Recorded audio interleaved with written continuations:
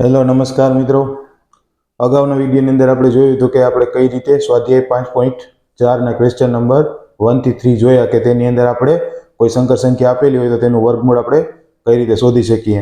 આપણે આ વિડીયોની અંદર પણ એ જ જોવાનું છે, સ્વાધ્યાય 5.4ના ક્વેશ્ચન નંબર 4, 5 અને 6નું સોલ્યુશન કે તેની અંદર એક સંકર સંખ્યાઓ આપેલી છે, તે સંકર સંખ્યાઓને આપણે વર્ગમૂળ કઈ રીતે શોધી શકીએ તે આપણે સિમ્પલ આ એક્ઝામ્પલની મદદથી જોવાનું છે। તો તમે જુઓ વિડીયો સ્વાધ્યાય 5.4ના ક્વેશ્ચન નંબર 4, 5 અને 6નું સોલ્યુશન કે તેની અંદર એક સંકર સંખ્યાઓ હશે તેનું આપણે વર્ગમૂળ સિમ્પલ શોધી અને આપવાનું કીધું હશે। તો તમે જુઓ વિડીયો। હેલો નમસ્કાર મિત્રો, આપણે અહીંયા એક્ઝામ્પલ નંબર 4 આપેલું છે કે -i એનું આપણે વર્ગમૂળ શોધીને આપવાનું કીધું છે। તો -i આપેલું છે તો તેનું વર્ગમૂળ આપણે કઈ રીતે શોધી શકાય તે આપણે જોઈએ। તો સૌથી પહેલાં આપણે i આપેલો છે તેને 0 - i આ રીતે પણ લખી શકાય, બરાબર છે કે કંઈ પદ ન હોય તો 0 તો હોય જ તે, તો આપણે 0 - i આવી રીતે લખી શકીએ -i ને। તો x = 0 અને y = -1 તો લેસ દેન 0 કેમ કે -1 0 થી નાના છે। તો માનાંક z = શું થશે 0 + 1 √ તો માનાંક z બરાબર થશે 1।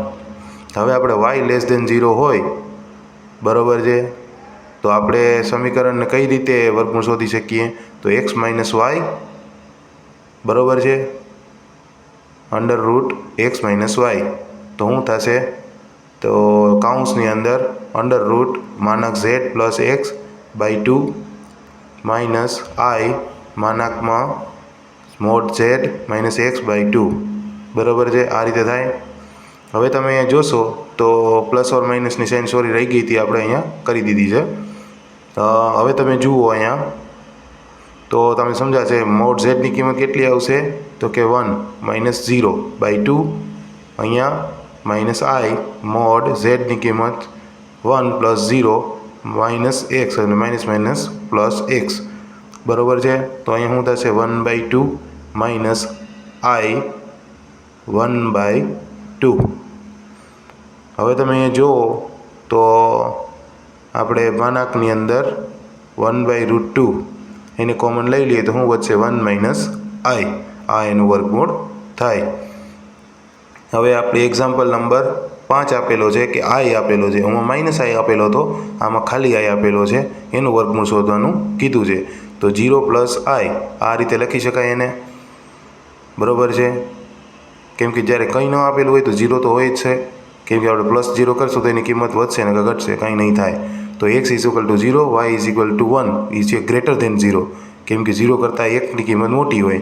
તો માનાંક z = 0 + 1 √ બરાબર છે, તો માનાંક z ની કિંમત કેટલી આવશે તો કે 1 બરાબર છે। હવે આપણે y ગ્રેટર ધેન 0 હોય તો આપણે એનું વર્ગમૂળ કઈ રીતે શોધી શકાય x + iy બરાબર છે √ હવે એનું સૂત્ર તમે લખી દો તો પ્લસ ઓર માઇનસ કૌંસમાં √ માનાંક z + x/2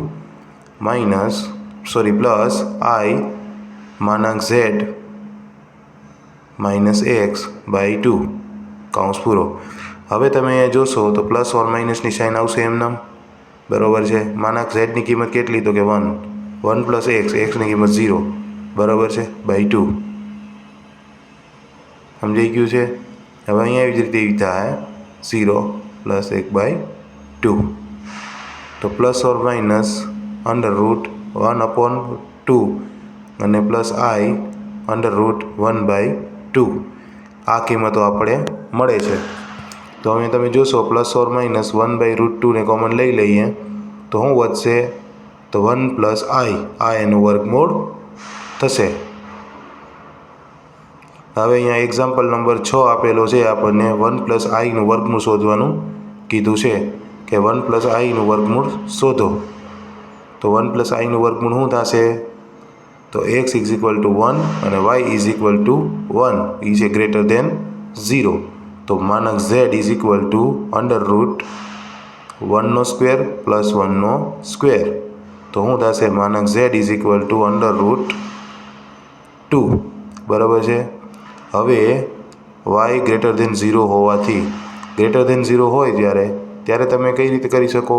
x plus I Y is equal to શું થશે? Plus or minus under root માનક Z plus X by two plus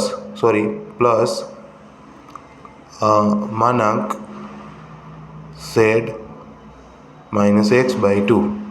આ રીતે થાય. હવે પ્લસ ઓર માઇનસ એમનામ માનક ઝેડની કિંમત √2 બરાબર છે. √2 પ્લસ એક્સ એટલે 1 અને બાય ટુ. અહીંયા આ એમનામ માનક ઝેડની કિંમત √2 માઇનસ 1 બાય ટુ. હવે તમે જોવા જશો તો તમને કે વસ્તુ મળશે કે કોમન આપણે શું લઈ શકીએ? 1/√2. તો વચ્ચે શું? તો અંડર રૂટ √2 પ્લસ 1 બરાબર છે, એ વચ્ચે. અને અહીંયા શું વધશે? આઈ અંડર રૂટ √2 માઇનસ 1 બરાબર છે. આ એનું વર્ગમૂળ થશે.